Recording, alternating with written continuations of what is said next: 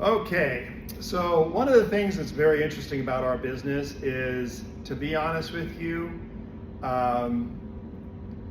brokerages always tell you go out and get the listing.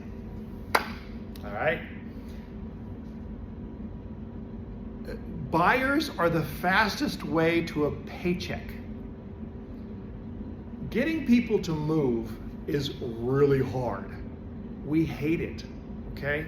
You hate it, I hate it, all right? Every time I move, I'm like, oh, not again, because I gotta box up my stuff. I gotta donate 50% of my stuff. I gotta take this, I gotta take the trash out. It's so much time and work. We don't like to move. By the way, this is the number one reason why people don't want to buy a house. It's because they're so damn comfortable in the apartment they're renting. They're like, oh God, I gotta pack up all my crap. Yeah, you do, okay? Sorry. But there's only one reason, by the way, that brokerages want you to go out and get listings. And that is for branding of the brokerage itself. I want you to think about something. When you have that listing, now the broker is going to insist. This is all about the broker ego, not yours, the broker ego. Because when you get that listing, they can now put a sign up in the front yard that has their name on it. They can go out there and advertise on social media the new property. They can go out there and email all their database about the property, okay? And what happens, it looks really good for that brokerage because one, it attracts buyers. Two, notice I said buyers. It shows to the sellers in the neighborhood, oh, we got somebody who really knows what he's doing, number two. Number three, it gives them the opportunity to market the brokerage.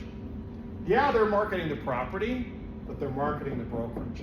And we have other properties too. Ever seen that on our marketing campaign? 100% what they're doing. And here's why. When you're working with a seller and you're successful in getting the listing, having that sign out there is probably going to generate 2 to 3 qualified buyers easily, without even trying, because they're going to be calling the office and saying, oh my God, I love this neighborhood, tell me all about it, that kind of thing, all right? And you're probably going to get 2 to 3 extra buyers. If you're lucky, when you do that open house, always insist on doing open houses, and always do your open houses from 10 a.m. to 5 p.m. This BS of doing 1 to 4, I don't know what the hell they're talking about. Let me put it this way. 1 to 4 is because on Sundays, people go to church in the morning. What are they doing on Saturday? All right? By making it convenient for people to come in, 10 to 5 or 10 to 4, you can actually do one open house for your listing in one day. Tell all the agents to show up then, and it looks good when you're shooting a video and showing to the seller, hey, look, all these people came to your open house today. It's marketing, okay? But when you're doing your open house, the thing is that your goal is to find those 2 to 3 buyers, but hopefully one of those buyers actually buys the house that you're doing the open house at. But you would be surprised. The average real estate agent, this actually is less than 10% occurrence. Almost always, the buyer is never going to be interested in that open house that comes through. They'll see something they don't like, and don't take it personally. It doesn't match their needs, okay? If you have a broker or an agent that's doing more than 10%, something's up, and I'm not talking good, okay? So the idea for doing an open house is to find 2 or 3 qualified buyers, okay? And that's really why a broker wants you to go out and get that listing, because they can really work it, and so can you, to their advantage to build a business. Get more agents interested in them, get more buyers interested in them, get more sellers interested in them, things like that. It's all about their ego, okay? The other thing is too, they get paid on you using the in-house brokerage, escrow company, and also the lender on site too, because they get a little cut from that.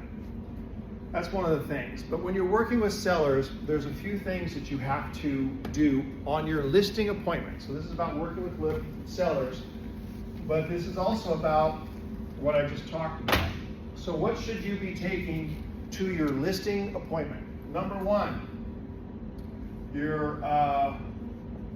your customer marketing, whatever. You should be taking title report with comparables from title. In the MLS, there's a real list. It's also kind of like title, but I'm going to tell you why in a few seconds. I would take my listing agreement in the hard copy, even though most of the time now we're doing it by technology. Your listing agreement, I would already take, using the technology that's in your brokerage, a flyer. And by the way, you've already driven by and snapped a photo